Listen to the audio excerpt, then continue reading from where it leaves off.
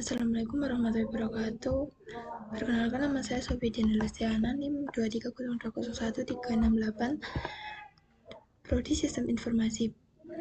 Di sini saya akan membuat tutorial tentang perintah dasar dalam Linux. Yang pertama, langsung saja kita tulis perintahnya. Yang pertama yaitu sudo.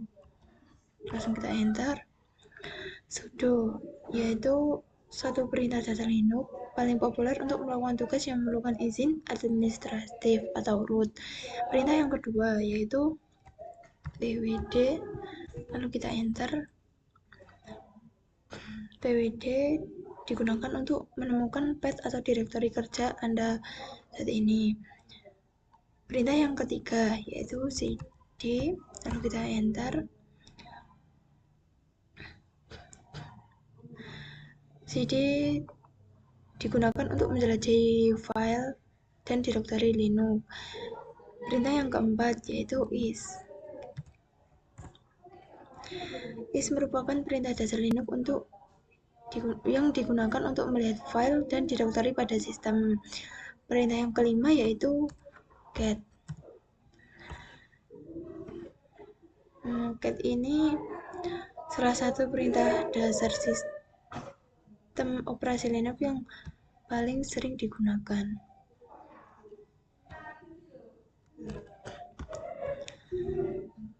Lalu perintah yang keenam yaitu cp, lalu kita enter. cp digunakan untuk menyalin file atau direktori beserta isinya dalam Linux. Perintah yang ketujuh yaitu mv. Fungsi utama command mv adalah untuk memindahkan serta mengganti nama file dan direktori. Perintah yang ke-8 yaitu mkdir, lalu kita enter.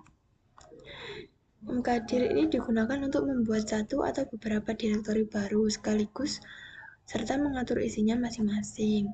Perintah yang ke-9 yaitu rmdir, lalu kita enter. Mrdir adalah perintah untuk menghapus direktori yang tidak ada isinya.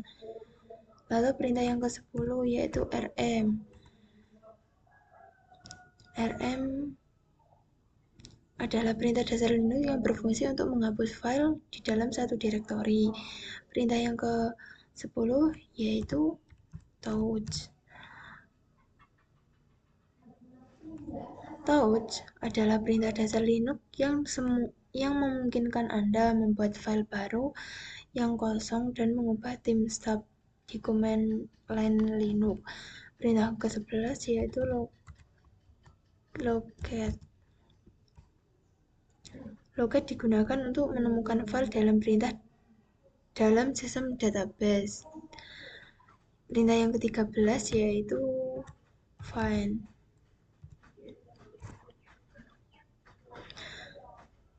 Perintah find adalah untuk mencari file dalam direktori tertentu dan menjalankan operasi berikutnya. Perintah yang ke-14 yaitu grep.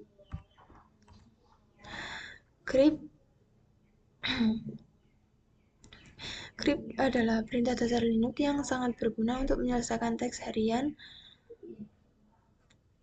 dan memungkinkan mencari sebuah kata melalui pencarian di seluruh teks. Perintah yang ke-15 yaitu df. df ini digunakan untuk melihat penggunaan ruang disk di dalam sistem. Perintah yang ke-16 yaitu do. Kita enter. Do ini digunakan ketika kita ingin mengecek beberapa banyak ruang yang digunakan file atau direktori. Perintah yang ke-17 yaitu head. Head ini digunakan memungkinkan untuk melihat seluruh baris pertama dalam teks. Head juga bisa digunakan untuk menampilkan data yang disalurkan ke CLI.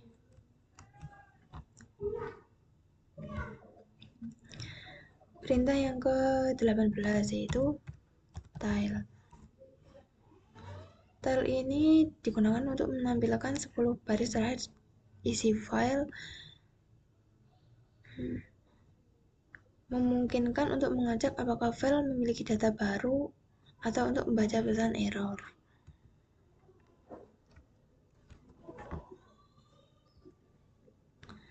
Perintah yang ke-19 yaitu div. Div ini adalah perintah dasar Linux yang membandingkan konten atau isi dua file secara baris demi baris. Perintah yang ke-20 yaitu tar. Tar merupakan perintah Linux yang berfungsi untuk mengarsipkan banyak file ke dalam satu file berformat TAR, yaitu format file Linux yang mirip seperti zip dengan kompresi opsional. Perintah yang ke-21 yaitu chmod. Lalu kita enter. chmod adalah perintah dasar Linux lainnya yang digunakan untuk mengubah izin baca, tulis, dan eksekusi direktori. Perintah yang ke-22 yaitu cwn. cwn merupakan perintah yang memungkinkan Anda mengubah atau mentransfer kepemilikan file, direktori, atau link simbolik ke username tertentu. Perintah yang ke-23 yaitu jobs.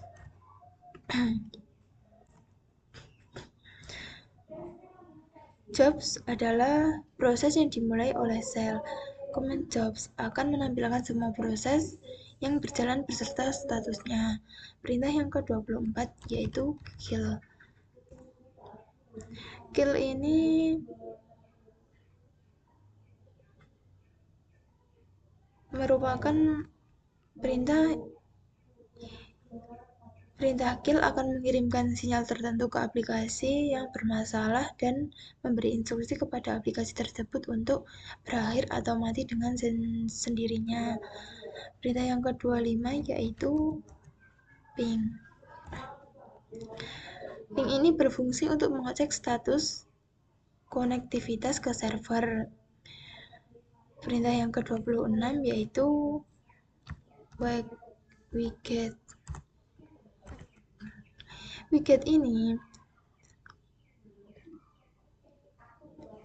Wget ini perintah dasar Linux ini sangat berguna.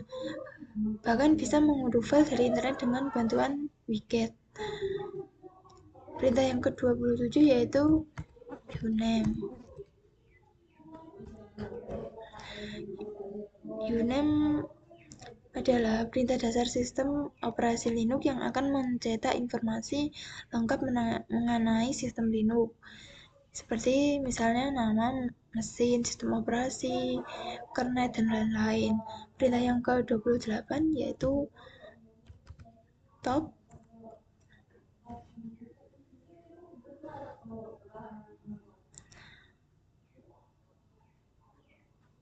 Top ini sebagai terminal setara dengan taskmanager di Windows. Command top akan menampilkan daftar proses yang sedang berlangsung dan seberapa banyak ruang CPU yang digunakan oleh tiap proses tersebut.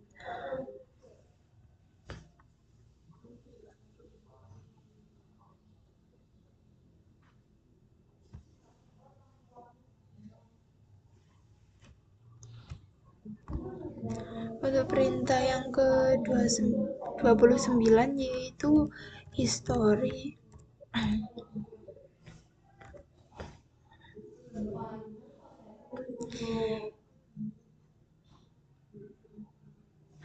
History ini digunakan untuk mengecek kembali atau review komen yang sudah ditambahkan sebelumnya.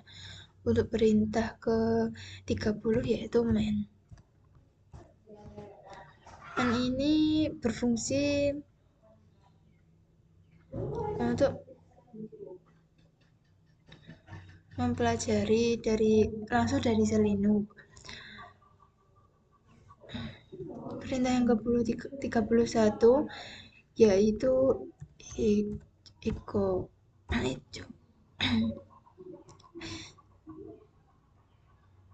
Echo ini digunakan untuk memindahkan beberapa data ke dalam satu file.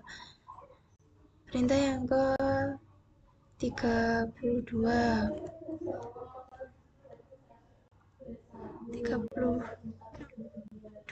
yaitu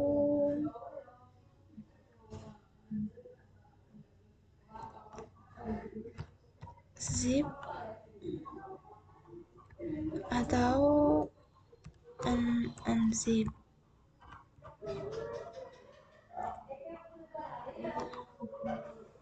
Perintah zip ini untuk mengkompres file ke arsip zip dan untuk mengekstrak file zip ke arsip zip. Perintah ke-33 yaitu hostname. Hostname ini merupakan perintah dasar Linux yang dapat digunakan jika ingin mengetahui nama host atau network. Perintah yang ke-34 yaitu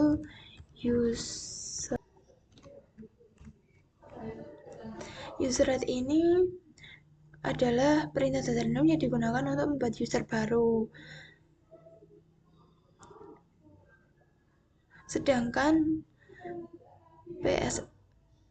passwd itu digunakan untuk menambahkan password ke akun username tersebut. Perintah ke-35 yaitu apt-get. apt-get ini adalah tool command line yang menangani library apt. Untuk yang perintah selanjutnya yang ke-36 yaitu alias atau unalias. Alias ini memungkinkan untuk membuat shortcut dengan fungsi yang sama seperti perintah, nama file, atau teks. Untuk perintah yang ke-37 yaitu htop lalu di enter. htop ini merupakan program interaktif yang memantau resource system dan proses server secara real time. Untuk perintah yang ke-38 yaitu ps. ps ini merupakan proses status untuk menghasilkan snapshot dari semua proses yang berjalan di sistem Anda.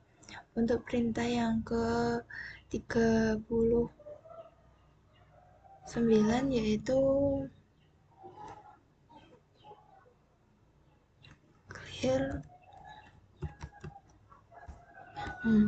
Clear ini di sini merupakan perintah untuk membersihkan seperti proses-proses atau historis seperti itu. Untuk perintah yang ke-40 ini yaitu exit. Perintah exit ini untuk mengeluarkan terminal itu, jadi sudah secara otomatis keluar dari aplikasi tersebut. Sekian tutorial dari saya. Wassalamualaikum warahmatullahi wabarakatuh.